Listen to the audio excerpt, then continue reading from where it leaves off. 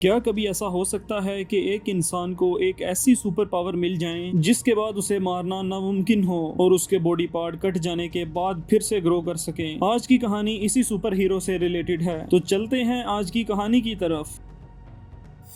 कहानी के आगाज में हमें एक आदमी को दिखाया जाता है जो कि एक टैक्सी में कहीं जा रहा था और इसने रेड और ब्लैक कलर का एक सूट पहना हुआ था और इसका नाम डेडपूल था। डेडपूल पिछली सीट से उठकर अगली सीट पर चला जाता है और फिर वो टैक्सी ड्राइवर उससे पूछता है कि तुमने ये सूट क्यों पहना हुआ है। डेडपूल उसे बताता है कि मेरी शक्ल दिखाने के काबिल नहीं है इसलिए पहना है, और फिर वो अपने चेहरे से मास्क हटाता है। इस तरह देखा जाता है कि उसका पूरा चेहरा जल चुका था और वो टैक्सी ड्राइवर को बताता है कि वो किसी अपने दुश्मन को पकड़ने जा रहा है। इस तरह वो एक ब्रिज पर पहुंच जाता है और वहां रुक जाता है और फिर उसी ब्रिज पर बैठकर अपने दुश्मन का इंतजार करने लगता है। कुछ देर के बाद उसे कुछ गाड़ियां नीचे से आती हुई दिखाई देती हैं। इस तरह वो पुल से नीचे की तरफ कूद पड़ता है और फिर डेडपूल और उनके दुश्मनों के दरमियान लड़ाई होने लगती है। इस तरह वो मुसलसल एक दूसरे पर गोलियां बरसा रहे थे और देखा जाता है कि गोली लगने की वजह से डेडपूल के जिस्म में एक सुराख हो जाता है, लेकिन उसकी बॉडी फिर से रीग्रो करने लगती है क्योंकि डेडपूल के पास हीलिंग पावर थी। और आखिरकार डेडपूल अपने सारे दुश्मनों को मार देता है और उनके सरदार को पकड़कर ब्रिज की साइड पर फेंकता है। डेडपूल अपने चेहरे से मास्क हटाते हुए उससे पूछता है कि क्या तुम मुझे भूल तो नहीं गए। डेडपूल के उस दुश्मन का नाम फ्रांसिस था। फ्रांसिस उसे कहता है कि तुम तो वेड हो, क्योंकि डेडपूल का असल नाम वेड था। उसमें इसी फ्रांसिस ने डेडपूल का ये हाल किया था और वो फ्रांसिस से अपना बदला लेना चाहता था। जैसे ही वो फ्रांसिस को मारने लगता है वहाँ पर स्टील का एक आदमी आ जाता है जिसका नाम क्लोसिस था और वो भी डेडपूल की तरह एक म्यूटेंट ही था। वो डेडपूल को उठाकर दूर फेंकता है। असल में वो लोग एक टीम में थे और उनकी टीम बुरे लोगों को मारने का काम करती थी, लेकिन इसी दौरान फ्रांसिस भी वहां से भागने में कामयाब हो जाता है। ये देखकर डेडपूल को काफी गुस्सा आता है। फिर वो क्लोसिस के मुंह पर एक मुक्का मारता है, लेकिन उसी का अपना ही हाथ टूट जाता है क्योंकि क्लोसिस मुकम्मल तौर पर एक स्टील बॉडी था। और उसके बाद वो एक किक मारता है जिसकी वजह से उसका पाँव भी टूट जाता है और फिर क्लोसिस डेडपूल के हाथ पर हथकड़ी लगाता है और उसे अपने साथ ले जाने लगता है, लेकिन डेडपूल अपना हाथ काट देता है और एक कूड़े के ट्रक के अंदर छलांग लगा देता है। इस तरह डेडपूल वहां से फरार हो जाता है और फिर कहानी पास्ट के अंदर चली जाती है जहां डेडपूल बिल्कुल ठीक था और उसे कोई भी मसला नहीं था और सब लोग उसे वेड विल्सन के नाम से जानते थे। और दिखाया जाता है कि वेड एक क्लब के अंदर जाता है जिसका ओनर उसका दोस्त था और उस क्लब में असल में फाइट हुआ करती थी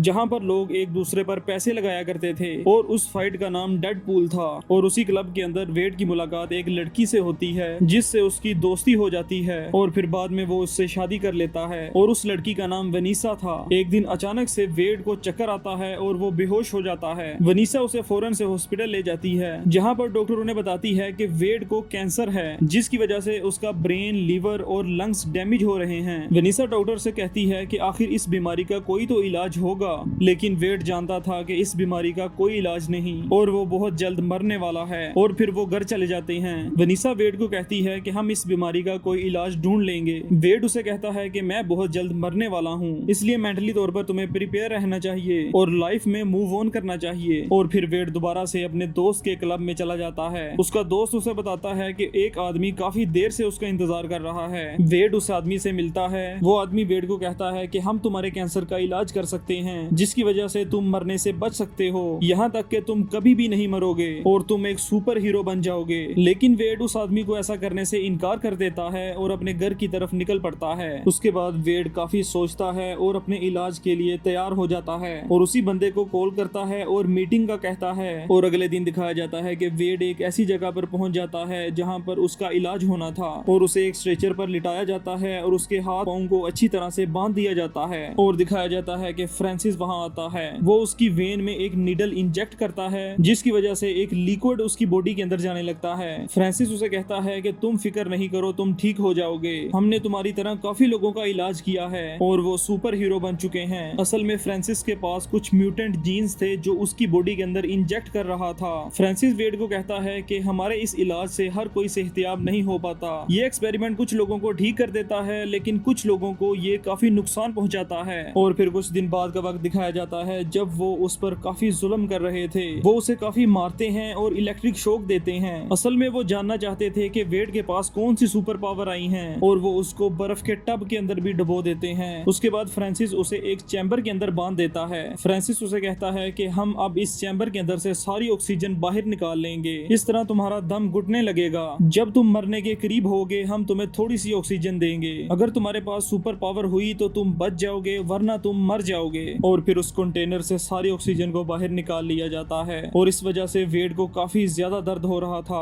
और उसकी बॉडी चेंज होने लगती है। ऐसे लग रहा था जैसे उसकी बॉडी जल रही हो और इस प्रोसेस के दौरान उसकी सारी बॉडी जल चुकी थी और वो एक म्यूटेंट बन चुका था। कुछ देर के बाद उसके पास एक लड़की आती है जिसका नाम एंजल था और वो लड़की भी एक म्यूटेंट थी और वो फ्रांसिस के लिए ही काम करती थी। वेड उससे एक माचिस की तीली चुरा लेता है और फिर जब रात का वक्त होता है तो पूरी लैब को जला देता है और फिर फ्रांसिस लैब के अंदर आता है और देखता है कि वो चैम्बर टूट चुका था और वेड उस चैम्बर से बाहर निकल चुका था। और फिर अचानक से वेड फ्रांसिस पर हमला कर देता है, लेकिन फ्रांसिस भी एक ताकतवर इंसान था क्योंकि वो भी एक म्यूटेंट ही था। वो डेडपूल के सीने में एक रॉड घुसा देता है और उसे मार देता है और उसे उसी लैब के अंदर मरने के लिए छोड़ देता है। और फिर अगला दिन दिखाया जाता है कि जब लैब जल चुकी थी तो वेड उसी राख के अंदर से दोबारा जिंदा बाहर निकल आता है और फिर वो अपनी वाइफ से मिलने के लिए वहाँ से निकल पड़ता है क्योंकि अब उसका कैंसर ठीक हो चुका था और वो एक बाजार के अंदर अपनी वाइफ का पीछा कर रहा था। लोग उसका चेहरा देखकर काफी घबरा रहे थे, लेकिन वेड को कुछ समझ नहीं आ रही थी। वेड जब अपनी वाइफ का पीछा करते हुए एक रेस्टोरेंट के बाहर पहुंचता है तो वो देखता है कि उसका चेहरा तो जल चुका था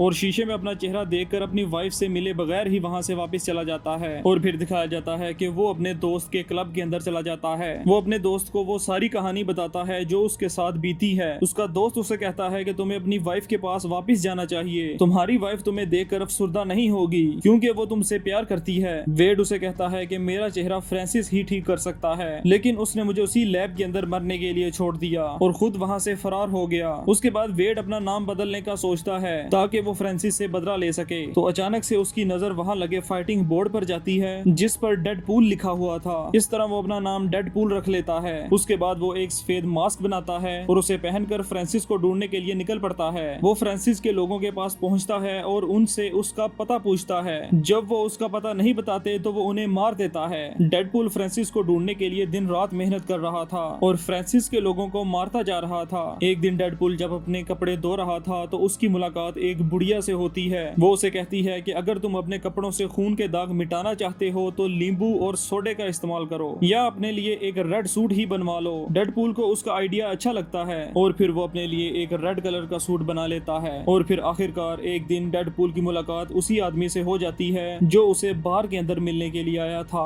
वो आदमी डेडपूल को फ्रांसिस का पता बता देता है और फिर डेडपूल उसे भी मार देता है। और इस तरह कहानी दोबारा से प्रेजेंट के अंदर चली जाती है जहाँ पर डेडपूल उसी कूड़े के ट्रक के अंदर मौजूद था और फिर वो वहाँ से उतरता है और अपने घर की तरफ निकल पड़ता है। डेडपूल अब असल में उसी बूढ़ी औरत के साथ रहता था जिसने उसे रेड सूट का मशवरा दिया था और वो एक अंधी औरत थी। दूसरी तरफ फ्रांसिस को दिखाया जाता है जो कि अपने ठिकाने पर पहुंच जाता है। वो अपनी साथी एंजल को बताता है कि वेड अभी जिंदा है, वो उस दिन मरा नहीं था और वो अब रेड कलर का सूट पहनकर घूमता है और मैं अब उसे खत्म कर दूंगा। और इस तरह फ्रांसिस डेडपूल का पता लगाते हुए उसके दोस्त के क्लब के अंदर पहुंच जाता है। डेडपूल का दोस्त उसे उसके बारे में बताने से इनकार कर देता है, लेकिन उन्हें वहाँ से वेड और उसकी वाइफ की तस्वीर मिल जाती है और वो तस्वीर लेकर वहाँ से निकल जाते हैं। और फिर डेडपूल का दोस्त उसे कॉल कर सारी कहानी बता देता है और फिर दिखाया जाता है कि डेडपूल और उसका दोस्त उसी क्लब की तरफ निकल पड़ते हैं जहाँ पर वनीसा काम किया करती थी, लेकिन वेड अपने जले हुए चेहरे की वजह से उसका सामना नहीं कर पाता। और फिर अचानक से एक आदमी वनीसा को बताता है कि एक आदमी बार के बाहर तुम्हारा इंतजार कर रहा है। इस तरह वनीसा बार से बाहर चली जाती है और फिर फ्रांसिस वहाँ आ जाता है और उसे पकड़कर वहाँ से ले जाता है। और फिर वेड अपने दोस्त के साथ घर वापस आ जाता है जहाँ पर उन्हें वनीसा के मोबाइल पर एक मैसेज रिसीव होता है जिसमें लिखा था कि अगर तुम वनीसा को जिंदा चाहते हो तो तुम्हें यहाँ आना होगा। इस तरह डेडपूल अपने सारे हथियारों को एक बैग के अंदर डालता है और उस लोकेशन की तरफ निकल पड़ता है। और डेडपूल अपने साथ अपने दोनों साथियों को भी लेकर जाता है जिनमें एक स्टील का आदमी था जिसका नाम क्लोसिस था और एक लड़की थी जिसका नाम मेगासोनिक था और वो दोनों भी म्यूटेंट थे। और आखिरकार वो लोग वहाँ उस लोकेशन पर पहुंच जाते हैं और फिर डेडपूल को याद आता है कि वो अपने हथियारों का बैग तो टैक्सी के अंदर ही भूल आया है। डेडपूल उस टैक्सी ड्राइवर को कॉल करता है लेकिन वो उसकी कॉल नहीं उठा पाता क्योंकि रास्ते में वापस जाते हुए उसका एक जगह पर एक्सीडेंट हो गया था।